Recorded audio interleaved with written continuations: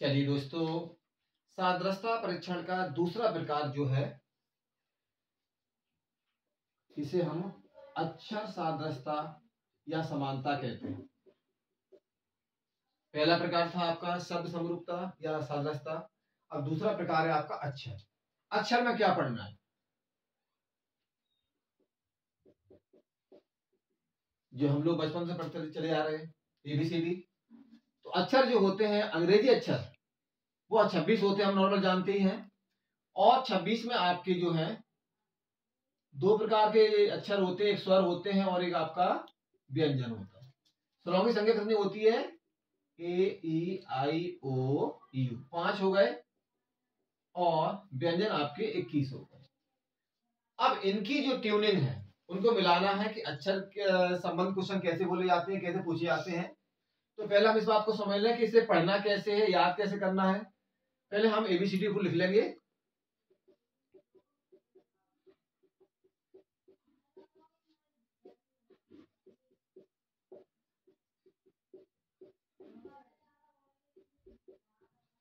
देखिए, तो हम इस बात को जानते हैं कि 26 अक्षर होते हैं। इस अंग्रेजी वर्णमाला को हम दो भागों में बांटते हैं। पहला जो भाग होता है इसे हम प्रथम अर्धांश कहते हैं या 1/2 कहते हैं, जो A से लेके M तक होता है। और दूसरा जो होता है वो N से लेके Z तक होता है। इसे हम द्वितीयक या द्वितीय अर्धांश या सेकंड हाफ कहते हैं। इसको याद करना है।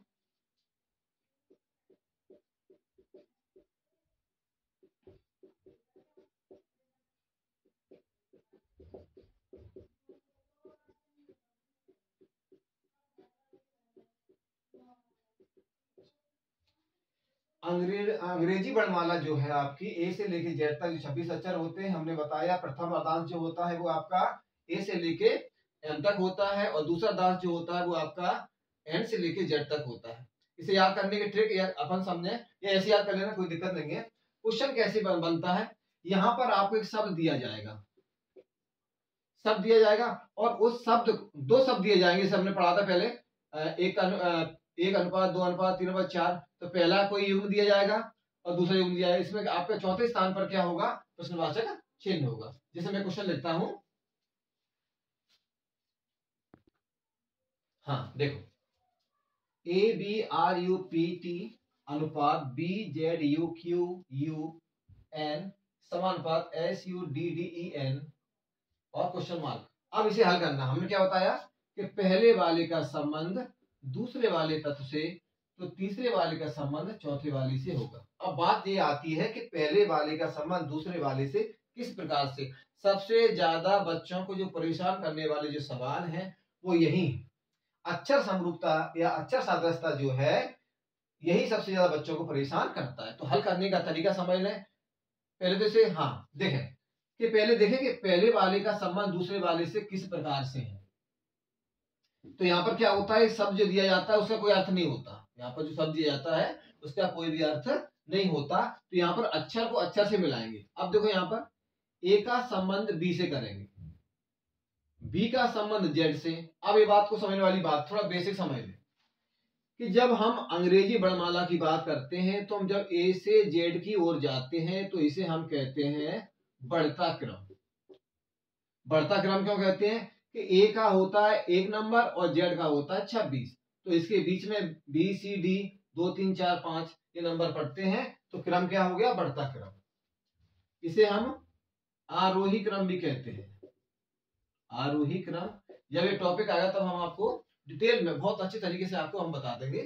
दूसरा, जब हम Z से पीछे की ओर आते हैं तो इसे हम कहते हैं घटता क्रम। देखिए, A के बाद तो Z आ सकता है लेकिन Z के बाद A कभी नहीं आता। अब यहां भी दो बातें होती हैं। जब हम इस प्रकार से लिखते हैं तो इसको हम कहते हैं रेखीय क्रम। कौन सा क्रम है? रेखीय क्रम। तो रेखीय क्रम में कभी भी A के बाद Z तो आएगा ही आएगा, Z के बाद A नहीं आएगा। अब लेकिन दूसरा क्रम होता है, इसे हम चक्रीय क्रम या वृत्तीय क्रम कहते हैं।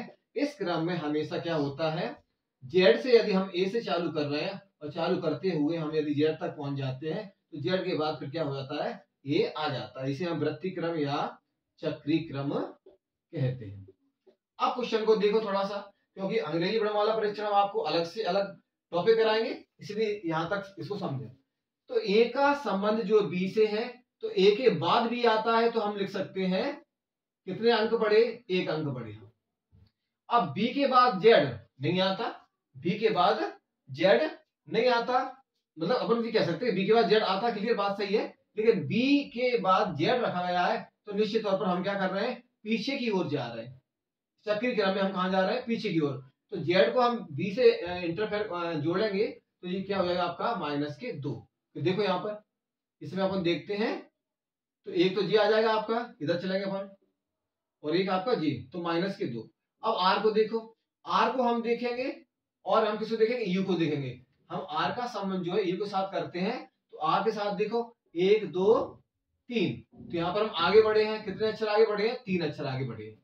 अगला देखो अब यू और के साथ क्यू, तो यू आपका ये है और क्यू आपका पीछे है, पीछे है तो माइनस लगा देंगे, कितने अक्षर पीछे है, 1 2 3 4 अक्षर। तो यहाँ हम क्या करेंगे कि यू का हम संबंध क्यू से करेंगे, तो कितने अक्षर पीछे आ रहे हैं हम लोग, 4 जा रहे हैं।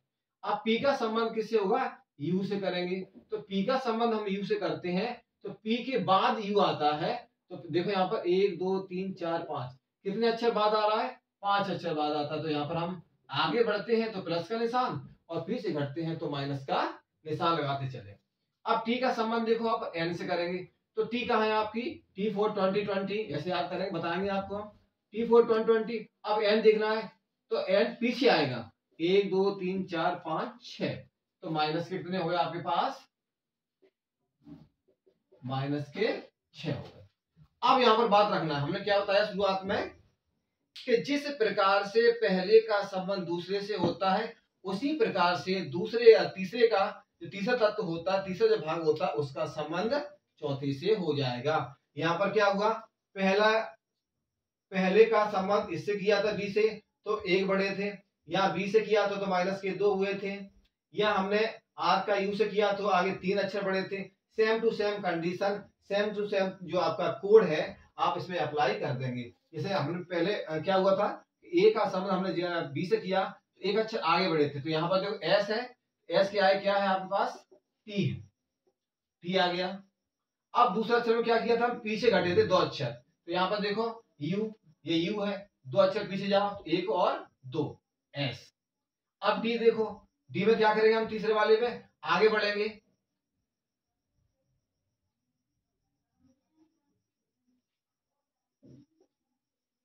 अब हम आर में क्या करेंगे, इसमें आगे बढ़ेंगे 3 अक्षर, तो 3 अक्षर यहाँ पर क्या है, डी, डी के बाद 3 अक्षर बढ़ जाओ, 1 2 3। अब इसमें क्या करेंगे, 4 अक्षर पीछे बढ़ाओ, घटोगे आप, देखो यहाँ पर 4 अक्षर पीछे, तो 1 2 जेड आ जाएगा यहाँ पर आपका। ऐसे ई से आगे बढ़ जाओ 5 अक्षर, ई है आपका, ये है 1 2 3 4 5, जे आ गया। एन से आप क्या करोगे, 6 अक्षर पीछे घट जाओ, तो एन से देखो आप, एन आपका 1 2 3 4 5 6, तो आ गया आपका H. T S J Z J H, J आपका आंसर है। इस प्रकार से हम लोग जो है क्वेश्चनों को हल कर सकते हैं। क्वेश्चन नंबर दूसरा, WQS अनुपात DFH समानुपात MKI अनुपात क्वेश्चन मार्क। तो दोनों चीजें ध्यान रखना है हमको, आधारभूत संबंध जो हमने पहले बताया था और विकसित संबंध। तो पहले हम करेंगे आधारभूत संबंध के हिसाब से, W का संबंध हम D से करते हैं। अब बात आती है कि W और D कहाँ है, W यहाँ 23वें नंबर पे है, चौथे नंबर पे। तो यहाँ पर एक बात और ध्यान रखने वाली बात है कि जब अंग्रेजी वर्णमाला को हम लोग पढ़ते हैं तो यहाँ पर एक क्रम और होता है, इसे हम कहते हैं विपरीत क्रम। अब विपरीत क्रम में क्या होगा कि यहाँ पर एक दूसरे क्या होते हैं, विपरीत होते हैं। जैसे मैं ये कहूं कि ए का विपरीत क्या है आपका, जेड। कैसे निकालना है विपरीत, किसी भी संख्या को आप 27 से घटा दीजिए। जैसे मान चलो हमें ए का विपरीत निकालना है, तो ए का विपरीत निकालने के लिए क्या करना पड़ेगा, इसका नंबर कितना है आपका 1 है, और इसे करना होता है आपका 26। तो हम ए का निकालना है तो 27 में से आप क्या करोगे, 1 को घटा दोगे तो आपका क्या आ जाएगा, 26 आ जाएगा। या हमें जेड का निकालना है विपरीत, तो जेड का विपरीत क्या होता है, ए होगा। तो हम क्या करेंगे 27 में से 26 उठा देंगे तो हमारे पास क्या आएगा, 1 आएगा, और 1 का मतलब क्या हुआ, हमारा ए हो गया। इस प्रकार से हम विपरीत को निकाल सकते हैं। सपोज दैट, चाहे ऐसे कर लें, A B C D E F G H I J K L और M N O P Q R S T U V W X Y Z. ये सारे के सारे जो अक्षर होते हैं वो एक दूसरे के विपरीत हैं। ये पहला अर्धांश है, ये आपका सेकंड हाफ है, सेकंड अर्धांश है। अब यहाँ पर देखो डब्ल्यू के विपरीत क्या है, डी, ये है आपका विपरीत है। अब देखो क्यू का विपरीत क्या है, एफ, यहाँ है एफ, क्यू कहां पर है आपका,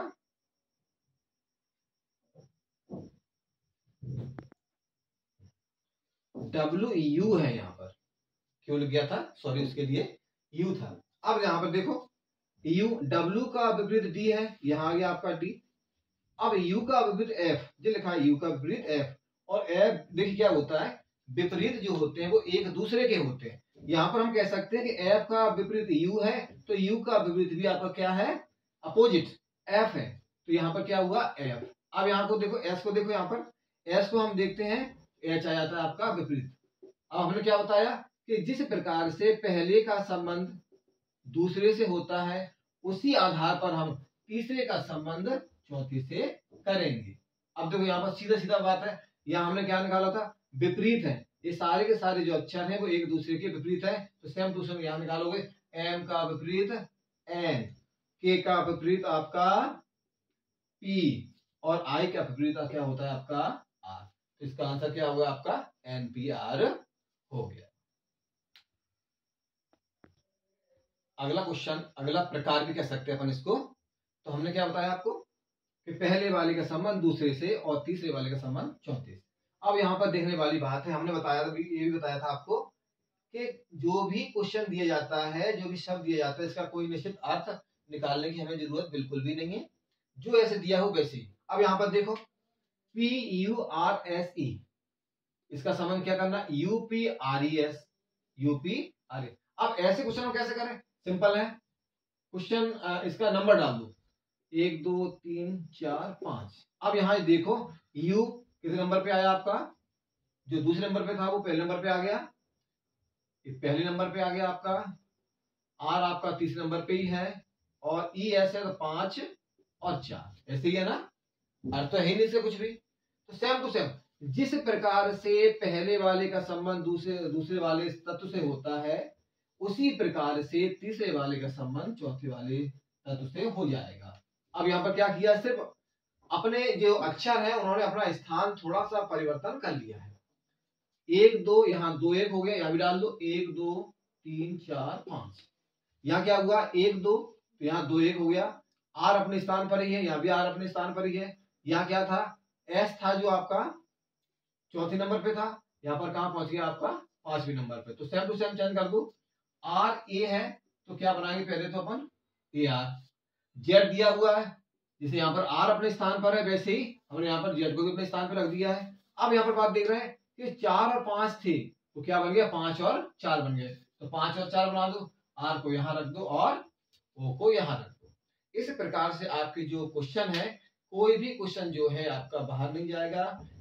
जितने भी प्रकार हैं, छोटे से लेके बड़े तक, सारे प्रकारों को हम आपको इस संस्थान के माध्यम से आपको बताएंगे। अब मिलते हैं अगली वीडियो में।